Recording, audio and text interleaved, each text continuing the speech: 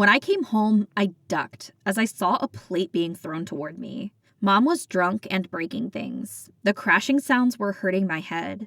She was having another one of her rants, where she continued to belittle me and attempt to injure me. "You have ruined my life. Why were you even born?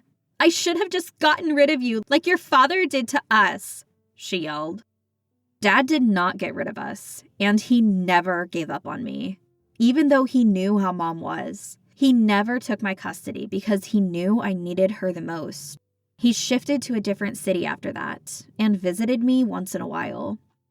"Mom, please stop. You are drunk and you will hurt yourself if you continue to smash things. Please calm down." I tried to take the glass from her, but she shrugged my hand off. "Be thankful that you exist because of me.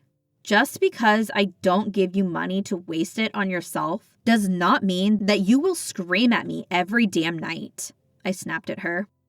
"You are good for nothing, and it is not just about me. It's about paying the bills too. Do you know how many shelters I had to contact to raise you and help us out? Without them, we would be nothing." She stormed inside her room and shut the door with a slam. The shelter that she thinks is paying our bills actually put her on the blacklist a while ago. Since I was already of legal age, they contacted me and informed me about it. After that happened, I started searching for jobs. My current job is the one that is helping us stay stable, but I was not going to reveal this to her. If I did, she would do everything to take it away and spend it, leaving us penniless. I would rather be subjected to daily insults than have us become broke, possibly homeless. I went to sleep after cleaning up the mess and wished that Mom would soon realize that her actions were ruining her life. The next day, I woke up early and prepared breakfast for Mom before leaving for work. She did not realize it yet because she never really cared, which was good for me. It was strange, but I felt at ease when I was working. This was the only thing that I looked forward to after waking up in this nightmare of a reality. As soon as my shift would start, I would become engrossed and forget about my worries. "Don't bother coming back home. I have packed your bags and kept them by the door. Take them and leave. Never show me your face again. From now on, we have no relationship with each other." Wait, what? Are you serious? You think I would ever joke with you? Mom, please, don't do this. Please think about it again. You won't be solving anything by throwing me out of your life, Mom. This would just make us even more miserable. I would rather be miserable than continue living with you. This is my final decision, and I won't change it. Pick up your phone. Answer my calls, please. Don't you get it? Just let me be and live your life. Go back to your father or live on the streets. Goodbye. I excused myself and broke down in the washroom. This escalated way beyond the limits, and I felt helpless. After a while, I regained my composure and decided that I would follow her orders. If she wants to do this, she will definitely get this. I have had enough, and now I was going to focus solely on myself. As I was out drinking with my friends, I thought about what I did. Derek was old enough to take care of himself, and I was getting tired of his useless self. Kicking him out was the only option to reduce the expense and have some money for myself as well. How is your son doing? Did he get a job? My friend Linda asked me. No, I threw him out. I am done with him, I said as I took another sip. Whoa, are you sure you're doing the right thing? He might be jobless, but he took really good care of you. You think you will be able to live without him? I scoff at her question. Let's shift the focus from me. I have left with the bags. I wish you the best, Mom. I ignored his message and shut my phone off. A month later, my eyes widened when I looked at the pile of letters. All of them were about the delayed payment and warnings that if I did not pay the bills within 3 days, all my facilities would be stopped. I immediately grabbed my phone and called the shelter, thinking that they missed the deadline of my bills. Hello? Hi, I am Susan Morris. I actually have a bunch of notices about my overdue bills. Could you please check and let me know what was the issue and when would the bills be paid? I spoke. According to our database, you have been blacklisted. We cannot cover your bills. The employee replied. What? Why? And why was I not informed about this? We stopped the services 4 years ago, and we did inform Mr. Derek Morris. Oh, okay. I could not wrap my head around her words. If the shelter blacklisted me 4 years ago, then who paid our bills? It surely could not have been Derek. He didn't even inform me about this, which made me angrier. I rang the previous visited shelters and asked them just in case. As expected, all of them refused. I was going to solve this mystery later, but first I needed to complete the payments. My friends either gave me some nonsensical reason or refused straight away. I thought about asking my sister. Hey, how are you? What do you want? I can't even ask about your well-being anymore. Get to the point, Susan. I am in no mood to chat with you. Okay. I need money. For what?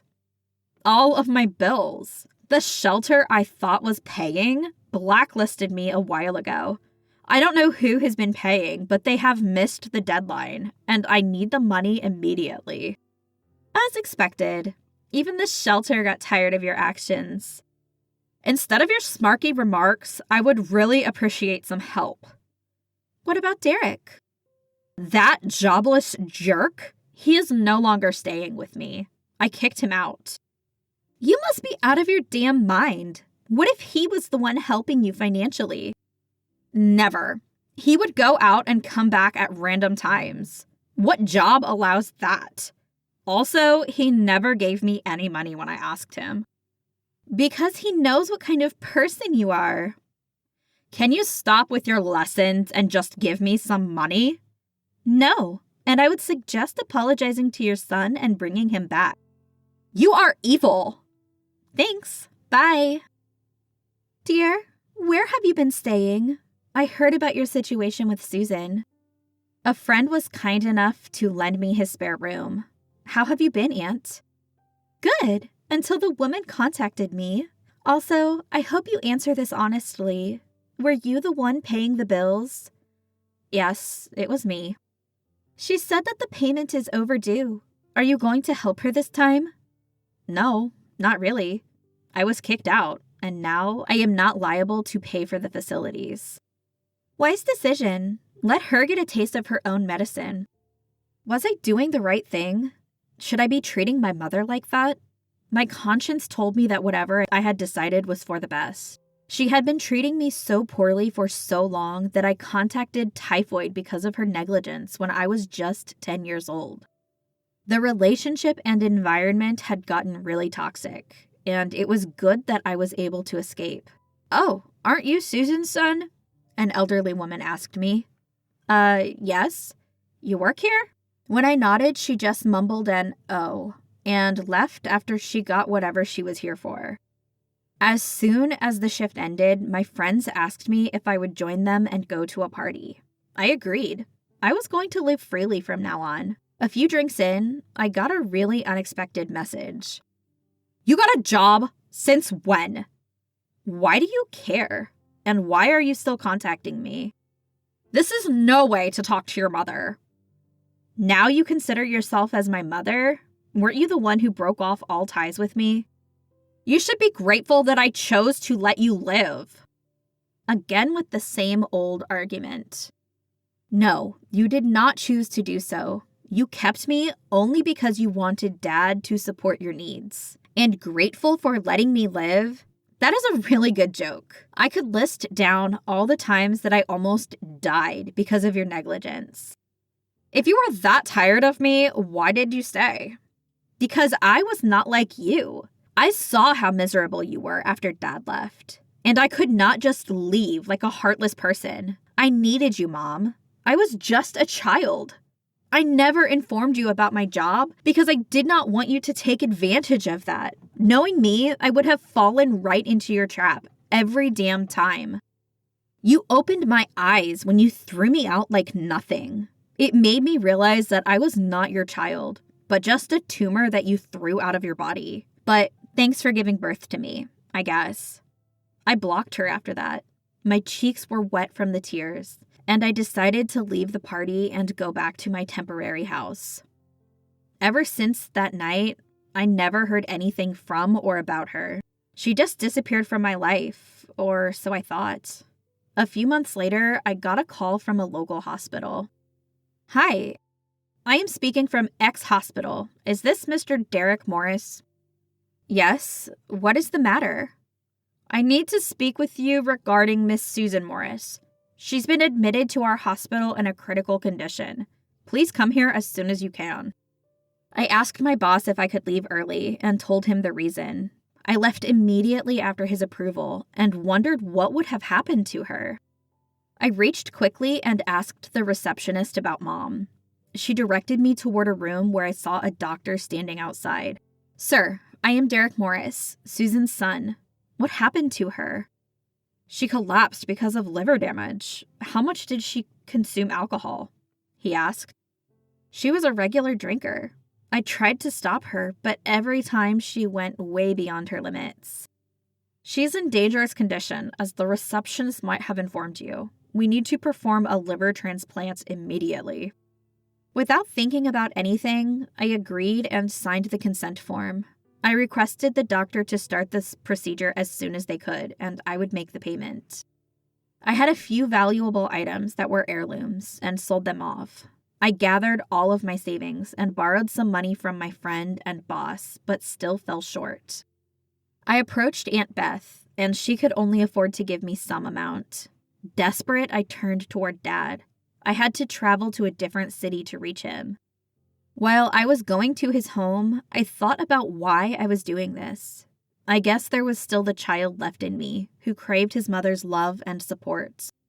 I don't think I would ever be able to forgive myself if I left her in this condition only because of my grudge and vengeance.